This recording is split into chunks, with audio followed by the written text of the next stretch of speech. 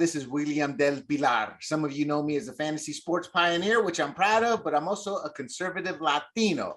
And I'm pretty excited because we're going to talk politics. I am a political junkie, thus the reason for sportsgrumblings.com, politics and sports. But today it's exclusively politics, and we are introducing a new podcast, the Fired Up Podcast with Karen Roseberry. For those of you who do not know who Karen is, well, she's a political activist out in California. And today we are going to talk about Karen, who she is, abortion in general, Roe versus Wade. She'll update us, maybe hopefully give us a little backdrop to the history of it and why it's predominantly in the political hemisphere right now. And then, since we are California beasts, and I no longer believe it because it's no longer true, but there was a time where as California went, the nation went. But those were always during the golden years. And I believe that ended right around 2020. And we're going to talk about abortion and politics and abortion in the legislative matters in this state. And Karen, I've been hogging the limelight here. I'm the host, but you are the star. Everyone, this is Miss Karen Roseberry. How are you today, Karen? Doing very well. Thank you so much, William. Appreciate it. Yeah. So Karen, you are a natural at this. I've watched some of your segments, and you have a show you go on called Central California or something to that extent. I've done a couple from up north. There's a Central Valley talk that I've been on a little bit, and from time to time I'm on Fox 40 occasionally as an analyst. So yes. Okay. Well, first of all, tell us a little bit about yourself in the terms of I would assume you are an educated woman, college, got involved in politics through college, maybe? Actually, really wasn't specifically college, although, I mean, to a degree, my degrees are in political science. I do hold a BA and a master's from Cal State Northridge in political science. Initially, kind of thought I was going to become a lawyer and was moving in that direction. Decided that our criminal justice system, while it needs tremendous help, was not where I wanted to put my time and attention. I went into education for a while to primarily substitute teach and then teach at the college level as well, where I found that there was just a better return on investment in trying to hopefully get to young minds before they ended up in a criminal justice system. So I did a lot of work with continuation school students, and then did transition into some political work. Made a little run for office myself, which was a lot of fun and learned a lot, and it was great. And then transitioned into helping run some campaigns, and then just also some support roles. I now most recently, it kind of speaks to Pregnancy Matters. The executive director of CareNet Women's Resource Center in North County. So northeastern Los Angeles County is where we're located. And we help to assist women that might be in crisis over their pregnancy. Do you have a website for that? adcarenet.org. There you go, people, AD CareNet. So Karen, tell us a little bit about your politics. Okay, you said, well, first of all, let's back up. You mentioned you ran for office. I do know about that. That was actually about the time I started to get involved in California politics. And I saw you at, I want to say it was a Tea Party dinner in San Diego, I believe. Yes, yeah. It was in San Francisco, I believe, or right outside San Francisco. Okay. The city. It was 2015 or 2016, right around there. Yep. You were running for senator. I was. I ran against Kamala Harris. I'll be honest. When I saw that, I don't give any stock to federal candidates in the state of California anymore. How did you feel running an uphill battle? I'm sorry? How did you feel running an uphill battle? I mean, you were a grassroots person. There were some bigger names, and then on top of that, it's a state that's just Democrat dominated. Sure. So the race that I ran in was the 2016 race. It was actually an open seat at the time because Boxer declined to run. So there were 34 candidates that were running. And pretty much as soon as Boxer announced that she wasn't running, the press pretty much dubbed as the heir apparent that it was going to be Kamala Harris, though Loretta Sanchez made a run for it as well and ended up with two Democrats that actually advanced in that particular primary race because of the top two jungle primary in California. There were 12 Republicans that were running. And for the record, so for people out there, the jungle primary, no, that's not identity politics jargon. The jungle primary, it was pushed by Republicans, accepted by Democrats. And in essence, it's what you call the elitist cabal up on top, regardless of party, putting into law through our own votes and stating that the top two candidates, regardless of party, move on to the general. And that's what the jungle primary is in a nutshell. I apologize. Go on. No, I appreciate you clarifying it, because I know that there's some of the viewers that are not necessarily political junkies and they're not familiar with that. And honestly, there are still people in California, even though that this went into effect, I believe it was 2014 that it actually went into effect, that still are not aware that there's an open primary system and that it is the top two that advance, and really understanding what that actually means. And they assume this was pushed by the leftist cabal out of Sacramento, having no clue. I'm talking about people on our side, having no clue. It was a complete betrayal, a continual betrayal by the current California Republican Party. Now, people, that's my belief. I can't speak for Karen, but that's how I view the cabal in California politics. So Karen, we know a little bit about your background. You ran for senator. You do political consulting now. You do grassroots activism. Without getting into great detail, though, what are your current projects or your last big projects that you've worked on, and what are you planning on working on? Oh, wow. From time to time, candidates will contact me. So I've done a little dabbling in a LA City Council race here. I did some work on primarily the first, although a little bit on the second as well, for the recall Gascón effort that actually needs to get their signatures in by July 6th. I do some work for California Pro-Life Council, especially, and but now primarily I'm kind of transitioning over to the work that I'm doing at the Pregnancy Center. So that's certainly taking the majority of my time. So, but I still do stay fairly politically active, at least informed, ready to be able of assistance when questions come up. Gotcha. Real quick, again, without getting into in depth, where is a Gascón recall at right now? One, do they have enough signatures? And two, with the current political environment, can they actually pull this off? The reason I asked about Gascón is the Dave Chappelle incident is national news, and that was here in California, and it was immediately shown that they weren't going to charge the guy, the LADA. It took the LA city attorney to charge him with 4 misdemeanors. So one, where do we stand with the recall, Gascón, and signatures? Two, can it be pulled off? And three, did the Dave Chappelle moment, will that help with the potential recall?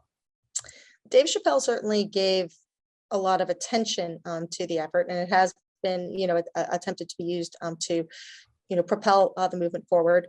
Current reports have the signature count at a little over 400,000, about 53 days left to collect signatures. 566,857 signatures are needed by July 6th. So they're close.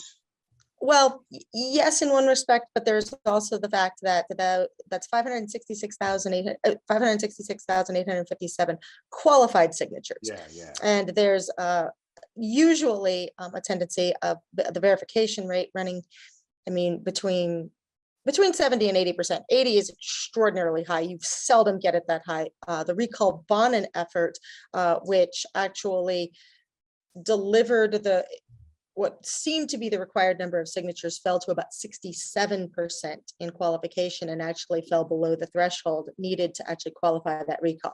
Now, okay, so Karen, that's a lot of jargon. Let me finish my thought really quick. There's a lot of jargon there. I understand, and I'll break it down. What I am trying to say by that, though, is that the Bonin recall actually failed, even though Bonin chose not to run for re-election. That was there. So to break it down simply, what's really needed is to turn in closer to 800,000 signatures. And when you take that verification rate that I was referencing, which I know is math, but when you take 800,000 and you multiply it by 0.7 or 0.75, which is your 70 or 75% verification rate, that's how you get to the 566,857 qualified signatures. Right. So what you're saying in essence is there's 500 some odd thousand votes. They've got to get X amount over that signature total, right? Right, not vote signatures, but yes, right, 500. Yes, signatures needed. 500,000 some odd signatures needed. They got to get over a threshold of what percentage is what you're saying? Right, and what I'm saying is that, well, it's not really over that percentage. You're kind of reversing the math, and so it's not being explained. They need to submit enough signatures so that when they run at a 70% verification rate for that. they will get to the 566,857. Right. I'm just trying to simplify it in the sense they've got to get more signatures than needed, Yes. because Yes. what's going to happen, and this is the Democrat-controlled state office that handles this, is going to do everything to disqualify signature after signature after signature. So any cause, right or left, doesn't matter, needs to be above that threshold to account for the signatures that will get knocked out. So and that's just with every proposition, every ballot measure they want. All right, so let's get to the meat of all this. A little background into what's happening, but let's start first with a little history of Roe versus Wade. What is Roe versus Wade to the audience in terms of its judicial meaning and its actual practicality in America? Sure. So in 1973, I believe it was a Texas law, if memory serves really correctly. They usually are the ones to stir up controversy when it comes to abortion. Was struck down by the Supreme Court. It was struck down on a ruling of that it was a violation of a right to privacy. Right to privacy you won't actually specifically find in the Constitution. It was inferred from the 14th Amendment, where there is to be equal protection under the law. And equal protection under the law translated into this very gray, very murky, very inferred statement of a right to privacy.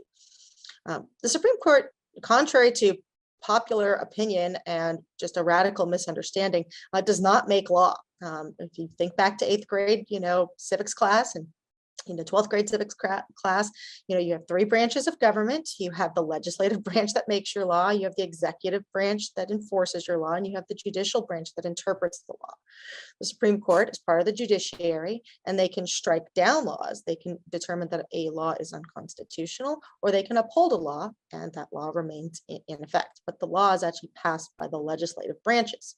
State legislatures pass laws, and Congress and Senate pass federal laws. There's no federal law on abortion. There's no constitutional amendment for that. There was a law in Texas that was struck down by Roe v. Wade, and the inferred policy that came from this was that abortion was legalized. That's just not accurate. So what you're saying is, what Karen is saying, people, is those are when you hear the term activist judges, that's what we are referring to. As she said, you can strike down the law, but you cannot create a law. And ironically, anecdotally speaking, when I've researched this through other articles, etc., yada, yada, yada, it just always comes to me that we create bigger problems when judges do this. And Democrats have learned this. So now they use the court system as another layer to push and promote what they want. They're like, if we can't pass it legislatively, we'll take it to court and we'll get an activist leftist judge to make it law in some way. In fact, isn't that what's currently the big issue with the immigration system right now? There's Supreme Court or below the Supreme Court, but one of the federal court's opinions that's causing all these issues. So well said, Ms. Karen. And Roe versus Wade has been seen as the lay of the land, and most people were stunned that, not stunned, most people believed that this would be part of our culture for the rest of our existence. Whereas many of us, I'm pro-life, but I do believe we do need abortion. But my whole issue is simply, this is in trying to stay neutral and trying to be that third party that goes, look, this is what you're looking at. To me, it's black and white. This is something that's become a federal issue that is against the Constitution because it's a states' rights issue. Am I wrong in that, or is that how it should be framed based off the law? Well, based off the Constitution. Right. Well, certainly in the fact that the Constitution does not actually speak to abortion, it would actually be something that was generally kicked back to the states to make that determination. And essentially, the leaked Supreme Court decision that was put out in that Politico article essentially has Justice Alito. It was primarily his decision that was leaked in about a 98-page document that was there. And it goes into tremendous detail that basically outlines just why the Roe v. Wade decision was just badly decided then. And this is not unprecedented for the Supreme Court to overturn a bad decision. And, it's championed when that decision is disliked by the group where it was passed, but then it is, almost, sometimes even potentially violently contested by those that wanted the status quo to remain. When Brown versus Board of Education overturned Plessy versus Ferguson in separate but equal in 54, and then through the 60s civil rights movement, I mean, you had governors outside of schools and needing the National Guard to remove them. So again, the contentiousness of a overturned Supreme Court decision to right or wrong, we have seen. It's just a question over what is right and what is wrong, is really what this boils down to. And so this is now a question over the fact that this is a matter of life.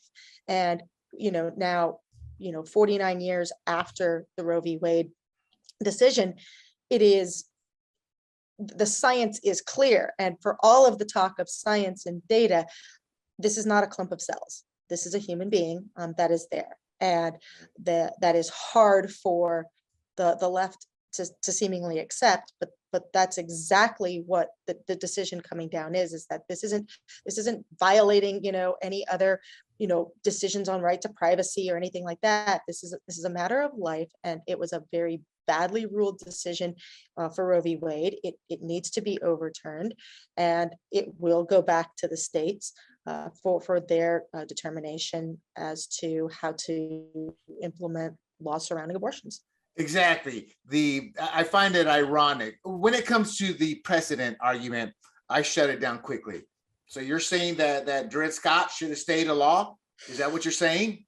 That Black Americans were just property? That's what they ruled. You believe in precedent. I mean, it's so outlandish what I'm saying. It kind of shuts it down and kind of ends it. It's like you can't sit there and say, we want precedent for this, never touch this, and then want to overturn everything that you want to be seen done. And that's a problem with human nature. They tend to only look at, on both sides, on our side, we talk about limited government, and in the same topic, abortion and pro-life, conservatives are okay with the biggest government to push that agenda. So I do see hypocrisy, and I'm not talking about my personal beliefs in abortion, in just terms of what I see happening in the battle. Well, okay, so you mentioned this becoming a states' rights issue in California.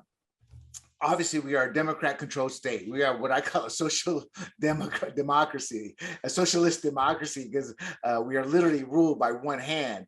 Gavin Newsom just came out, and I think not what he's doing, but I think this is how it should be done. The battles are in the states, not at the federal level. So he's come out already with a $125 million proposal in terms of enhancing and strengthening abortion services and care. Do you know much about that yet? Well, he certainly is trying to bolster the state budget for that. I don't necessarily know that I would call any of that care that's actually involved in this. And there's a lot of really bad legislation that is surrounding this. His whole stance is that he wants California to be the flagship and to entrench, a woman's right to abortion. He's already suggesting that there will be a amendment to the California state constitution to that effect.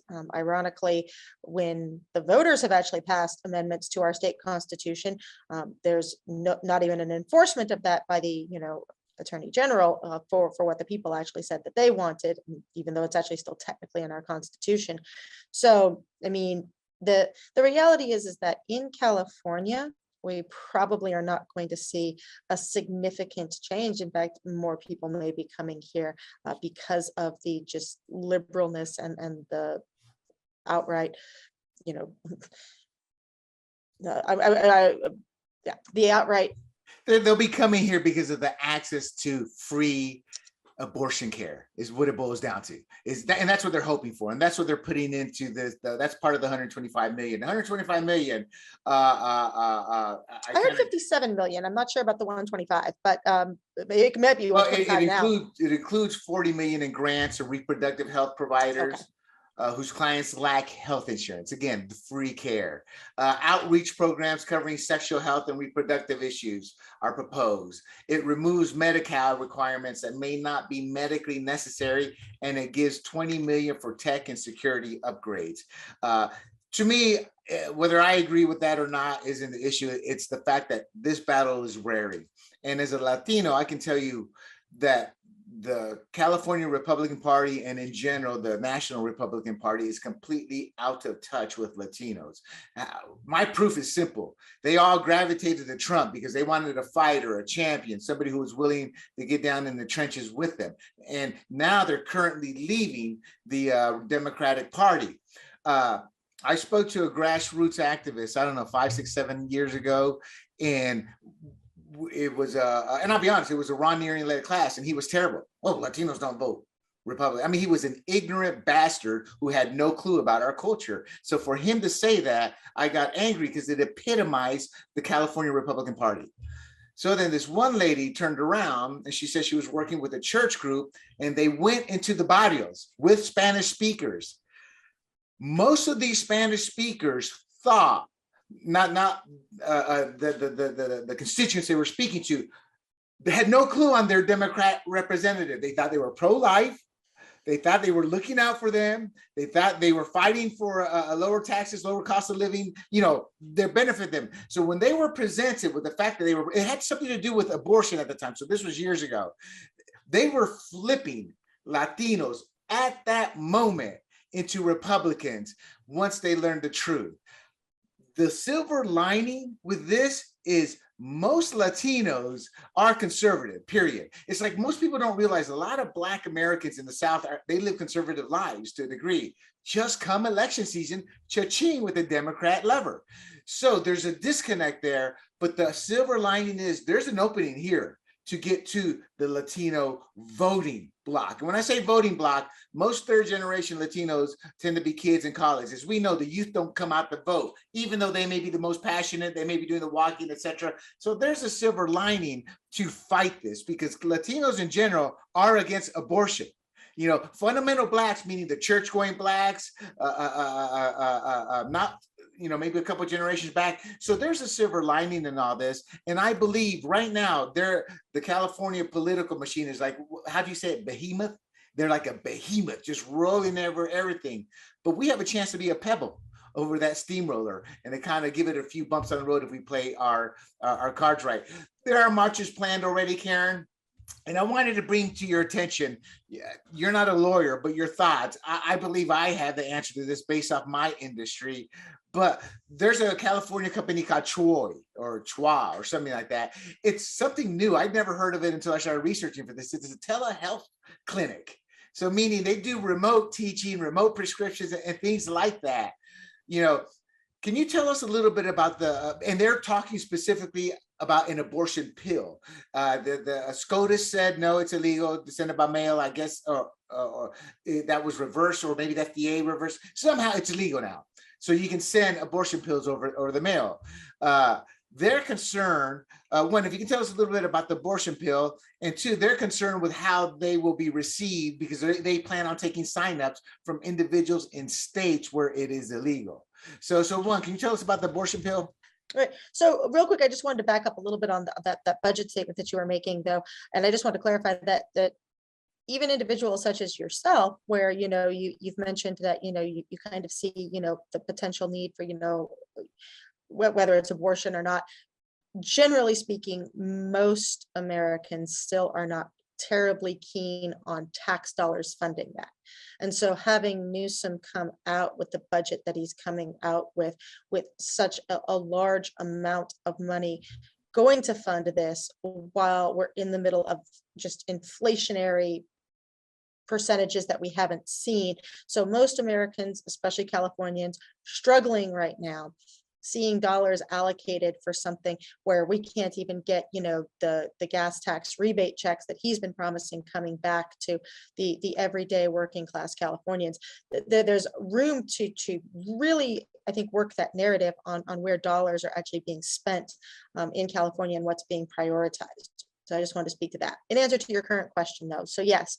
So basically, as a result of COVID and the inability to be able to get into doctors' offices as easily, there was a tremendous spike and boom in telehealth, and that included those that would go online searching for the abortion pill. The abortion pill is different than some of the other things, and I'll spare listeners all of the breakdown of the difference between real quick, whether Karen, it's the morning after pill with the just real quick is the reason I asked that is most of us are familiar, probably through movies mostly, but that there is a morning after pill. Is that what the abortion pill is? No, that they are two separate things. So the morning after pill is generally referred to as like Plan B. I think Ella is one. The packaging on that will refer to it as emergency contraception. It actually is intended to stop conception from taking place. It's just after the fact, it prevents ovulation. It can get into a very gray and murky area of preventing implantation. So it can move into places of, well, you know, if it didn't implant a fertilized egg. I'd rather speak specifically, though, to the abortion pill that you're talking about, because there's actually some dangers that are involved in this that are a little more concerning. And that actually includes the fact that it's not designed for any pregnant woman past 10 weeks in pregnancy. So there's limitations to it, is what you're saying. Right. I think the absolute max could be 14 weeks, but you are essentially creating a miscarriage is what the pill does. It dumps a bunch of hormones into the system to try to essentially tell the body that it's not pregnant anymore. And it brings on, a planned and intentional miscarriage. In fact, actually women are told that, oh, you're just having a miscarriage, you're not really having an abortion. But a planned miscarriage is in fact an abortion. It's deliberate. The problem is that if the baby is further along than is believed, it can actually do physical harm. And women are going to have to go into doctors to deal with this, because the pill cannot, the body cannot actually process what's happening without there being better medical care involved. And so it's doing a tremendous disservice to women to, take this pill and everything's, going to go away. And it's not. That there is actually dangers to a woman's body if they are trying to terminate a pregnancy that is farther along through a medical abortion rather than a surgical abortion. And the body will not be able to actually complete the miscarriage, and women can get hurt from this. And so then when you add in legislation like AB 2223 that basically is absolving these providers, if you will, from any liability. Hang on one second. Any liability. Tell us what AB 2223 is specifically. Sure.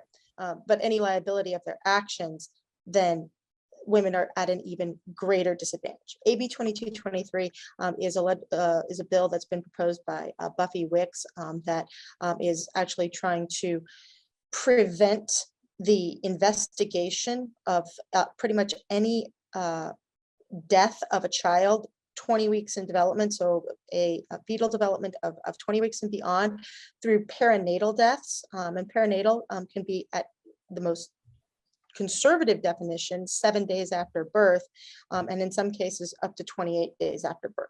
So essentially there will be no further investigation of deaths of children that are 20 weeks in fetal development and onward through, if this law were to pass, up to at least 7 days after birth, possibly even 28 days after birth. So in essence, this is abortion without restriction, and that's nowhere in the United States of America right now. Well, yeah, I mean, in essence, this is actually, we're not going to investigate infant deaths. I mean, well, certainly the deaths of children that have actually been born 7 days after birth, 28 days after birth, and it actually puts at risk the law enforcement. It actually will suggest that they can be gone after civilly, and they can be held, liable and actually come under a criticism, but even more than a criticism, they can actually be, sued essentially if they are found to be investigating these deaths. They're claiming that it's coercive or that it's a threatening intimidation to investigate the deaths of children. Karen, a little pushback on your taxes issue. I agree with you on paper, But the reality of the case is this has been ongoing now for decades upon decades upon decades with Planned Parenthood and the funding of them nationally. And we haven't even budged on that because I think, one, it's not personal. One thing Democrats are good with any battle, but especially with abortion, is they make it emotional and personal. Two, Republicans don't seem to care about the tax issue because they'll tell us one thing, then they go and vote the other. And we as people still keep reelecting these individuals. Now, in their defense, a lot of times these Planned Parenthood, let's give them money, is tacked on to larger bills. But I still blame the politicians that represent us because they're the ones who agree to go along with all this. So I don't think they've ever made that work. And I don't think that they'll make it work this time. It's just a flaw in our party. And I'm putting it mildly by saying flaw. Now, moving on from that, California has about 13 of these legislative bills getting ready to move forward. I think a lot of these are going to die in court just because they're overreaching. But Karen, you made one comment, and I'd like for you to clarify for me in terms of what I'm thinking. So in researching all this, some of the racial warriors were talking about how the white man's prosecuting some of these women who've had miscarriages. But then you brought something interesting in how you used the term, which kind of made the red light go off. It's technically they're miscarriages, but in essence, these pills are abortions. So it would seem that they're trying to conflate the innocence of the abortion by identifying it as miscarriage and stating these women only had miscarriages. These are just the ones that have been prosecuted. Is that true in how I'm looking at it, that they use the term miscarriage for an abortion for political reasoning to deflect off what the woman may have done illegally? Well, quite honestly, the most notable case that I'm familiar with, and I don't have all the specifics, but I did get some information, and I actually hope to even get a little further, was when Buffy Wicks was giving testimony before the health committee in Sacramento. She, tried to suggest that there was a woman that had, been jailed for, a miscarriage. That was how she was basically depicting this, and that was just grossly inaccurate. I mean, the woman was actually a meth user. And again, I need to research specifically what her, jail sentence actually entailed. My speculation, and again, I really do want to research this, but most likely additional children and child endangerment. It wasn't specifically child endangerment per se of the unborn child, although that probably was included in the decision that was there. But the idea is that her drug use was the endangerment of that child, and the child, did end up, she did end up miscarrying. I don't even believe that was actually an abortion. I think it was just the consequences of the drug use and the side effect of that. So that's a miscarriage though, because it was caused by her. Correct. And so there is a tendency to want to blur all, they are trying to use language that is going to be less controversial in certain ways, and more very sympathetic language. Yeah, right. Either in some cases it will actually cause more controversy to a degree, but that they're not saying that women that are out there actively and deliberately and by choice ending the lives of their children and calling that abortion, that they want to call that miscarriage so it sounds more sympathetic. Yeah, and that's when you said it, that's exactly what clicked in. And then as you were chatting, in layman terms, in essence, what most of the world, and I believe, is, but you even changed that with explaining that past case with the meth use causing the miscarriage.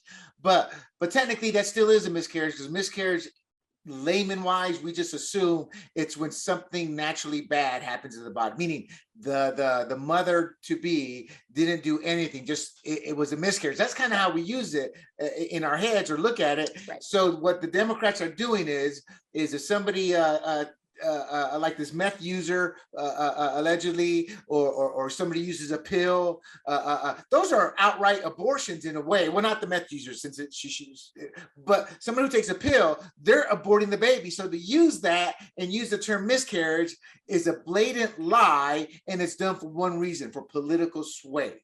Is that one fair way to look at it? Yeah, it's definitely being done to misrepresent what's actually happening.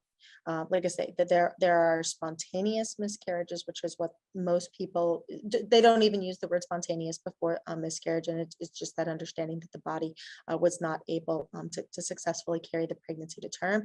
And then there are, deliberate, and there are, willful, and those, that are by choice. So have they broken that down into law, like kind of like murder? They got murder, manslaughter, this, that.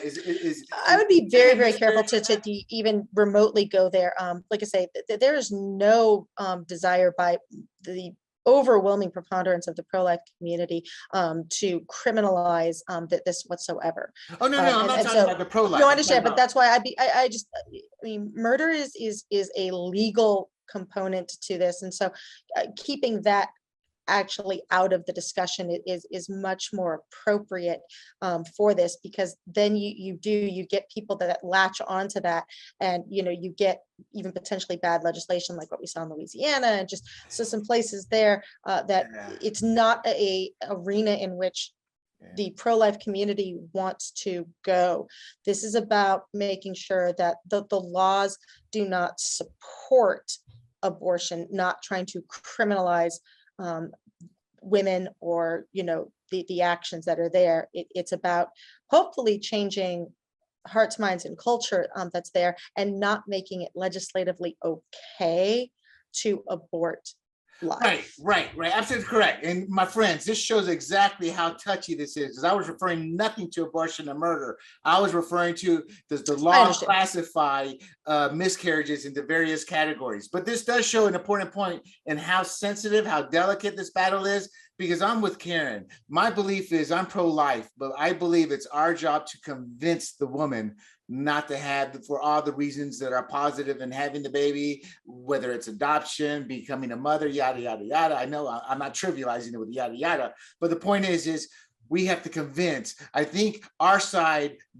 becomes equivalent to the left when we start to want to legislate. But that said, I do believe science is destroying the left's case, and that's why they're becoming more violent, more savage, more willing to hurt, maim, destroy to get their way, because they use pseudoscience for COVID. They completely ignore the science for abortion because it's black and white, and then they use pseudoscience for climate change. So they really don't believe in the science as much as using the science when it benefits them and kind of ignoring or lying about it otherwise. Okay, so going back to CHOIX, CHOIX, I don't know how to pronounce that, but they are, again, they're in they're in a few states, and they plan on helping these women who say are in states where abortion is illegal. And that's going to become news and hope for women. I'm going to give you my thoughts, but you're not a lawyer, but you're more legally scholar than I am. In the fantasy sports industry, we created a carve out for ourselves, which said fantasy sports is not illegal, and the federal government passed it. We fought hard for that. It's changed, and that's another story. But in essence, it still did not allow us to operate in states that had made it illegal themselves. So there were like 7 states where it's illegal to play fantasy games. In layman terms, I'm thinking, okay, if a state makes it illegal, then that person in that state cannot be doing anything in conjunction with an abortion with an outside party or not. But that's just me looking at it logically from layman terms. This CHOIX company, they're pretty much going to accept women from out of state, and their concern is, well, how are the states going to respond? And I'm like, well, it's pretty simple. If right now, no state that I know of probably has much legislation on abortion since it's a federal issue, but I figure, actually, that's not true. After the Civil War, many states made some law changes, but wasn't well versed with what they were. But my point being is, I would assume if it's illegal for that person, they've got to leave the state to go to another state, that it is legal, that having an account in a legal state to send you abortion products in an illegal state is going to run afoul of the legal system. My long-winded way of asking you. What are your thoughts? I think that what we actually see this as being much more equivalent to, and honestly, it's a comparison that Newsom's tried to make, and it's his whole point. He got all bent out of shape when Texas basically passed the law that they did that allowed for civil prosecution for those that committed an abortion. So they actually kind of end run it around the criminality of it, and they made it a civil issue. And so he tried to do the same thing with gun manufacturers here in California. Now, it hasn't been extraordinarily successful yet, but essentially what you have is California has some of the tightest gun laws that there is. You can't mail a gun to yourself in California that is not legal in California. You can't even get so our own ammunition. law is going to bite him in the tush. So, I mean, essentially, in theory, that would be correct if you're trying to have consistency that's there. So, like I say, in states where you are permitted to have those guns and those ammunitions, yeah, you can actually mail some of those things. Now, there may be some federal laws that are now working on trying to actually get consistency across the board. But my understanding is that in less restrictive states with gun laws, you actually can, I think, mail. Again, I'm not a lawyer, whatever the law actually is, and there probably are some federal, limitations that are actually there now. And I know that you're usually asked, at the post office, what you're, mailing or not mailing and those, sorts of things. But there are certain places that will actually still mail like ammunition and things like that, but you're not going to get it into California. Right. That is an absolute certainty because of the restrictions that are there. But so, now, Karen, though, yes, when we talked about activist judges earlier, this sounds like the type of case where a group will try to steer that case into a favorable judge, yes or no? Which, meaning an activist judge that'll pull it out of his tush to make it legal in some form or way or fashion. Like I said, I think there just is going to have to be consistency in terms of what is allowed to be brought into a state as it relates to state laws. Again, now the gun matter is actually more interesting because there actually is a constitutional amendment that actually protects, the right to bear arms. But states have still been given a fairly wide latitude to interpret that narrowly in some cases. Now, some of those laws have been struck down, as well. But there's always going to be an overarching constitutional amendment that allows for that protection. That presently is not the case with abortion. And exactly. I think it would be a big difference. Somewhat hard pressed to get a U.S. constitutional amendment to abortion. I'm actually really kind of going to be curious what the language that comes from the California state constitution, because I do think that we will be seeing an attempt to push that forward. I believe that it may be overreaching, although in the state of California, nothing actually really surprises me. But if they try to overplay their hand, I think that there could even be some pushback, because even Californians, while I believe it is probably fair to say the overwhelming majority were not okay with the overturning of Roe v. Wade, I don't believe that they are at all where the Buffy Wickses and the Gavin Newsoms are on this issue of essentially abortion on demand, at any point, and codifying it and entrenching it as this right, almost without restriction. Now that said, though, it's better for them to do that, no matter how outlandish, and get it passed. What I'm trying to say is it's the people deciding. I'm not agreeing with what they want to do. Right. Versus Roe versus Wade protecting everybody. Right. For a state constitutional amendment, it will go back to Californians. And if it doesn't pass in California because they were so far overreaching, that would be a tremendous blow. So, they might want to at least consider downplaying just the overreach of their hand. They'll be able to get it through the legislature, no problem. But if it really came down to just where Californians are on the issue, well, I think most Californians are probably going to stand at viability. Here's how it breaks down. I actually researched some polling on this just last week. And to put it in layman terms, most of the country, and a big swath of the country, don't want to see Roe versus Wade overturned, just because they don't understand the in-depth of it all. They just see it as abortion should be legal. And the reason most of them see it is because they believe there's certain, regardless of your stance, there's certain cases where abortion should happen in their minds. But once you start breaking it down to how many weeks is a woman pregnant, or the tax dollars used and how much and things like that, that's when those numbers begin to sharply drop. And that's the challenge for the Republican Party, is how do you turn those bullet points into layman points that the average person can sit there and understand. And I do mean this, and I don't mean this in a negative way, because I know leftists will take it. There's a swath of America that's uneducated. I was blessed. My parents were uneducated, and they allowed me to get educated just through America, and I chose that path. And the reason I say this is it's easy to fool them with intellectual talk, with layer upon layer upon layer, or emotion. And that makes it tougher for the Republican Party to, one, put it in layman terms, because you were talking already today, very technical terms, a lot of numbers, a lot of this, and that tends to confuse the average person. So that's going to be the challenge for the Republican Party. And one correction, not one correction, but one clarification. The US government permanently allowed abortion pills to be delivered by mail in December of 2021. SCOTUS had something to do with saying, no, that wasn't legal or something, but I didn't read that. I just ignored it once I saw when it was made legal, because that's the important part of all this. So I don't want to close this out just yet, but a couple of situations. This is seen as a racial justice. I think that's an oxymoron, because abortion has kept the Black population to approximately 13% of Americans. They've killed, what, 30 million babies. My point is I think it's a woman's choice. I just don't want her to get an abortion. I want her to have the baby and do something with it. But that said, I think abortion has become a crux, meaning people don't protect themselves when they have sex. It's an easy way out.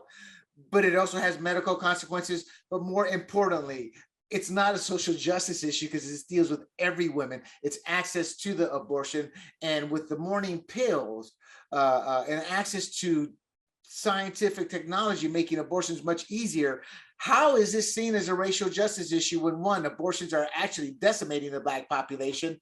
Two, technology has allowed for the ability not to conceive to be done much easier, and the ability to have an abortion much easier. I mean, so what are your thoughts on the racial justice and how this affects supposedly only the poor and people of color? Well, it does not only affect them. I think that the argument that tries to be made is that it tries to become like an access component to this, but the reality is that there is a preying upon those that do not have the fullest information possible, and whether. What do you mean by praying? Right. I mean, I know what you mean, but by preying upon it in terms of that they are targeted to potentially, there's to a harm that is going to come to them. They're being told one thing, but they're not being given the full and complete information to make a truly informed decision. Right. Would Martin Gosnell fall under that? Well, meaning this, that anytime a woman is pregnant and is no longer pregnant, whether that is through a natural miscarriage, or whether that is through a chosen deliberate miscarriage that we would classify as abortion, the body undergoes a physical experience that is there, and there is also a psychological experience that cannot be ignored. Some will actually classify this as a post-abortion syndrome, which is very similar to almost like a PTSD. Others take tremendous dispute with that. But even the most liberal psychologists are going to identify, you can see this in Psychology Today articles, with no bias, one way or another on this issue, just addressing what happens to a woman when a pregnancy ends, is that there is a unique emotional experience that each one has, and the involvement that they had in that process. Even women that didn't do anything wrong oftentimes blame themselves for the loss of their child. Yeah. When you actually add in the fact later. Right, when you actually add in the fact that it was a deliberate choice that was there, that is going to have an even more weighted effect. With issues in our society today of anxiety, depression, just all of the feelings and the things that are going on right now, to not inform a woman that these could be experiences that she will have in the aftermath of making such a choice is a radical disservice to them. It does great harm, because then they're going to be feeling these things, they're going to be experiencing these things, and they're not even going to be understanding why that it's happening. So that their body's going to be going through this hormonal change because it was once pregnant and now it's not. They're going to be processing the actions of their choices, their decisions. So the changes physiologically also have an emotional component upon the woman. And none of this is care that they are actually getting from any of these service providers that are out there. And to speak of this as a woman's health issue and not actually to be genuinely concerned and care about the woman in each of those components, that's where, if you want to talk about the racial side of this or the social justice side of this, those women are getting the short end of the stick every single time. Right. So what you're saying in layman terms, I keep saying layman terms. I apologize. You're explaining it very well. I'm used to talking to Big John as he tries to layer when we argue. But so what you're saying is these women, when they go in and go, I'm thinking of an abortion, they don't pause, stop, and go through a process with them. They pretty much say, get on the table there. And I'm saying that, I don't mean too lightly, but the reason I say it like that is, I think of Martin Gosnell. I think of how Planned Parenthood uses these baby fetuses for research, and it's become a supply and demand where they don't have enough supply of the demand for the baby parts. So they want, in their mind, Planned Parenthood wants that abortion done for a profit. And I'm taking the side here. That's what I see Planned Parenthood doing. Again, and the reason I get angered by that, because it loathes me to say this, and I say it because it goes so against our beliefs. I'm pro-life, but I think it's a woman's choice. And I think her going through that process is part of what's necessary to help them make a proper decision. Because I truly believe in my heart, when they're given all that information, all their options, 99%, or actually a great percentage of them will not have the abortion. And I believe up to 99% will not have the abortion once they're shown a sonogram, which Planned Parenthood will not do. So I do think it's a gray area, but when you break it down, it's not so gray as much as it's an industry of deception. And the ones who are suffering are these women who are poor. I'm not going to say women of color, because I come from the South. There's a lot of trailer parks there. There's a lot of poor white people. So it's the poor that are disenfranchised in many ways by not being given the full information. Thank you, Karen. That was great. Let's wrap this up though, but you don't have to rush, because this is the heart of where we're at, California. Politically speaking, two general questions here. The first one, politically speaking, how will the parties handle this briefly nationwide, but more specifically here in California? Absolutely. So a couple of things. One thing to kind of just speak to your point too is that the Democrat Party used to actually, when speaking on this topic, refer to abortion as being something that no woman should want to choose. So going to your point that, that there's blue collar Democrat, right? But it was supposed to be safe, legal, and rare, even in those that were, pretty much radically kind of, pro-choice. Okay. I mean, it was a fringe group that pretty much wanted abortion without restriction. Right. I mean, even the Hillary Clintons and the Barack Obamas both used kind of, that sort of, kind of catchphrase when it came to, their position, on abortion. Now, again, you've got the Buffy Wickses and the Gavin Newsoms that are out there that are hyper polarizing this issue and turning it into something that, again, is outside of probably the comfort of most mainstream Americans and even Californians. So you do have the, kind of the Democratic Party right now, especially circling the wagons, and especially in California, where we know that there's, an even, further, in terms of the spectrum of where most Americans are, Californians had a higher percentage that opposed the overturning of Roe v. Wade than even nationally. Right. Though nationally, it was much closer to even than we see in California.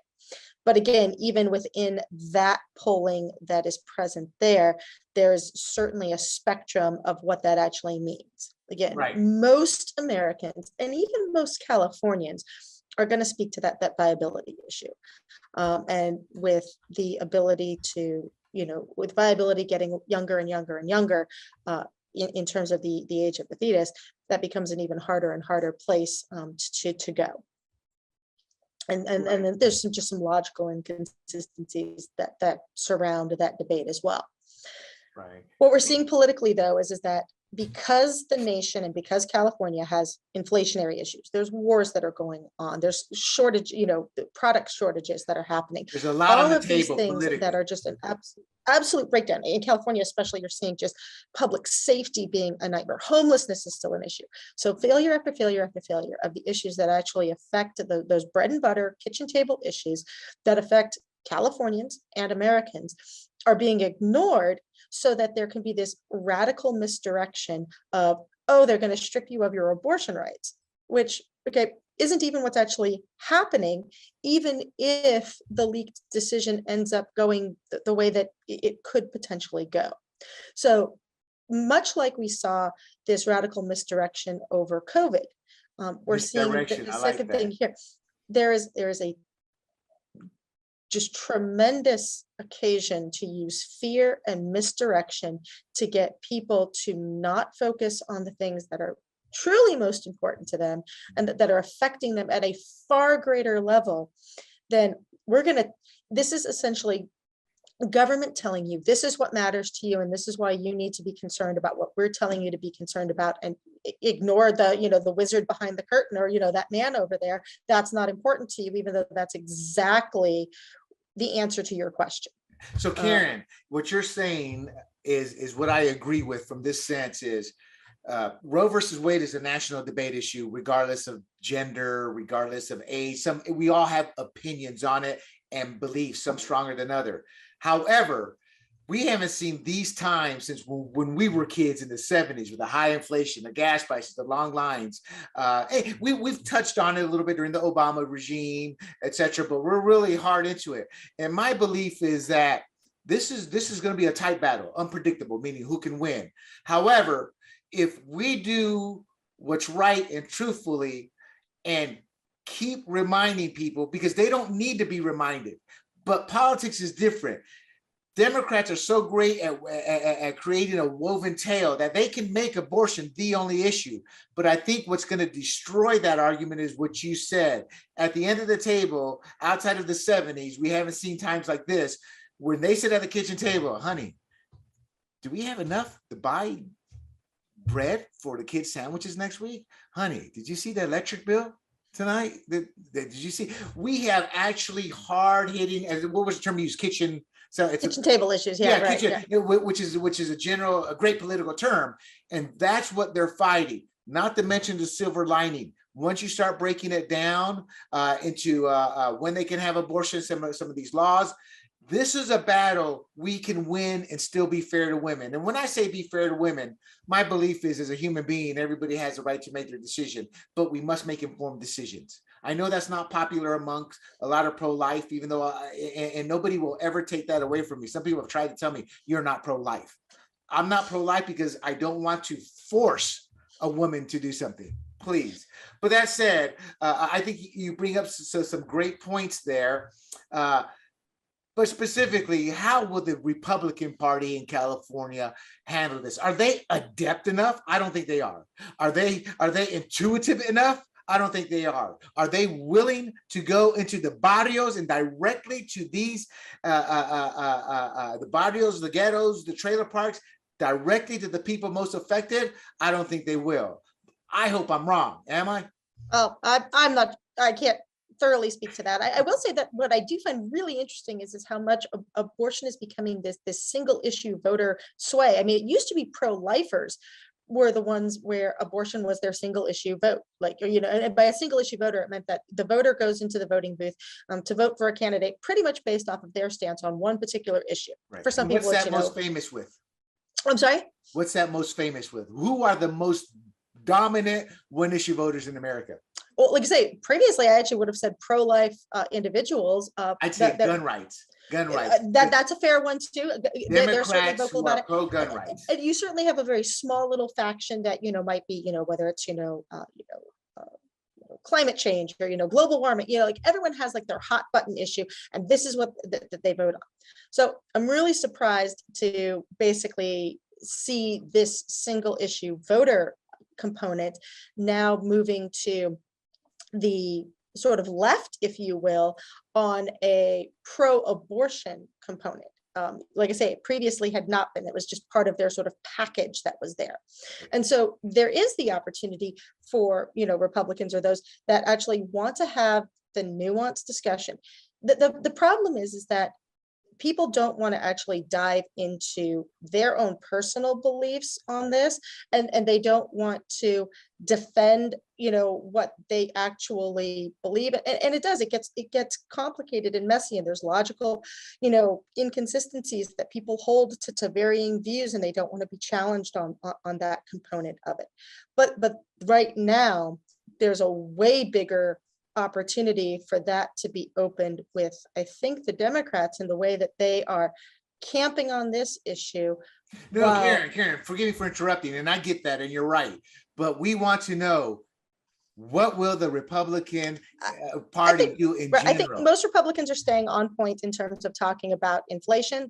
They're staying on point in talking about public safety. They're on point in staying on topic when it comes to homelessness, especially in California. And I think that if they will stay on point with those issues while making sure that the counter argument to rights being stripped is negated and nullified. Don't let the Democrats control the narrative on this topic to say that, they're going to strip your rights. First of all, this is actually a matter with the Supreme Court. It's not even something that the legislators are specifically going to be on, except, like I say, in California, maybe to try to codify or entrench this right that's there. But how extreme will it go? And while they're over here putting all of this energy and attention and time and talent and, I don't know about talent, but time and resources into a topic that is out of touch with where most Californians really are for what they want to see their government doing. Gotcha. No, that makes sense. I kind of view it this way. Everything you said is true. And one reason that the Democrats they're trying to make this a one issue platform. And they do that through deception. But that said, the reason they're able to successfully do that to an extent is because of what you said about people not wanting to talk about this in the mirror with themselves and what they really believe and things like that. And that's the layers that the Republican Party candidate has to peel back. Personally, I see a silver lining in this. I don't think they're going to be able to use the silver lining because it's not in their nature, as we've seen the last 20 years. Again, Planned Parenthood. I will not fund Planned Parenthood, and then move on to a quicker topic, and then they end up signing a bill that ends up funding Planned Parenthood. So I'm not sure we have the ability to win this battle, which is why when it was leaked, I knew perfectly why it was leaked by a Democrat operative to galvanize the troops now versus waiting for the decision to actually come out and for it to be too late. Final question. Do you see any specific political race locally or federally in the state of California where the abortion battle can have big consequences, good or bad? In California, no, abortion isn't going to be the hot enough topic issue. Interestingly enough, I think I'm actually hearing Newsom ads about his championing and protecting of abortion, and I find it a very interesting use of money, and I guess attempting to kind of sway the argument. And I would go so far as to say the reason why he's spending the money is because his seat is potentially safe. He has a pretty significant war chest, and he's probably spending that to try to sway congressional seats in an attempt to keep the House. I think it has very little to do with any particular race in California. Like I say, maybe a few congressional races here that will be close, but you're not going to specifically, I think, see the candidates themselves, that are in the fray on this, speaking about the issue. That there might be a few barbs exchanged if there are some debates here or there, but like I say, where you're seeing this attempt to control the narrative is in very safe seats, trying to move it further left than where the mainstream might actually be, and Newsom spending some of his political capital, which he has in spades, to blow, trying to move this debate where he wants it to be. Yeah, I think California swung so far left, as I said, it no longer what California does, the nation follows. And I think Newsom has presidential hopes, but we haven't had a legit presidential candidate out of California in decades. And I think it's because we swung so far left. And look, sadly, actually, it's not sadly, it's rightfully, Kamala Harris is a joke nationally as a candidate and as an individual. And here in California, she's a joke because all you hear about Kamala and horizontal. That's all you ever hear because it's truthful, but it's also made her a joke. And my point is simple, is that I think California is winning the battle here, but they're losing it nationally. And I think California has a good chance to pick up some conservative seats if the politicians would play it right. I just don't think they will. Karen, any final comments on this abortion issue? Oh, it's still a flux. I mean, it's still in flux. We don't have a Supreme Court decision yet. We still have a ways to go before we actually see what is going to actually happen with that. Probably in June, that decision will, actually come out, and so there's just it's still very much up in the air what actually is going to come. So like I say, it's good to discuss these issues and to see where they're currently at in the political spectrum of things. But until we actually have a Supreme Court decision and we actually watch that response, it's still all somewhat in the hypothetical and theoretical senses. Okay, so I lied. I do have one more question, and you brought it up. Do you think there's a chance all this pressure, all the threatening of violence, all the would-be murderers standing outside the houses of SCOTUS, because those are would-be murderers. If they had their way, they would kill those SCOTUSes. They're trying to intimidate them, scare them, and threaten them by being bullies there. Do you think there's a chance that they win that battle and a justice flips his vote? I think the 5 that are currently seem to potentially be signing on to the Alito draft, the leaked draft that are there, probably are not going to move. I think it'll be interesting to see what Roberts eventually does. Robert, we know what he's going to do. He's been pretty quiet. He'll try to, I think, thread the needle to make it as political a decision as possible, rather than a, if you will, necessarily constitutionally interpreted decision. But I think Kavanaugh kind of went through the ringer when he went through his lies they said about his nomination hearings and things of that nature, and his confirmation hearings. So I don't necessarily know that this is going to probably sway him, and I think the rest seem pretty firm in their convictions. But again, anything is possible. So. Outstanding. Karen, thank you. Y'all, you have been listening to the Fired Up Podcast. Don't forget to visit sportsgrumblings.com. And it sounds kind of odd. We're going to have a political podcast and the sports grumblings, but I don't care because that's what we're about. And make sure you listen to the podcast. Make sure you share it. We're slowly growing. We're seeing our numbers improve. So it's great to add Karen to the podcast field. And I think that's about it. We're going to have Karen on weekly, once a week, to talk politics, anywhere from 30 minutes to an hour. Karen, thank you for being on, and we shall see you next week. William, it was my absolute pleasure. Thank you so much for having me on, and I will look forward to that as well. Really appreciate it. Hope you have a great rest of your day as well. You too. Thank you. Thanks, listeners. Take care.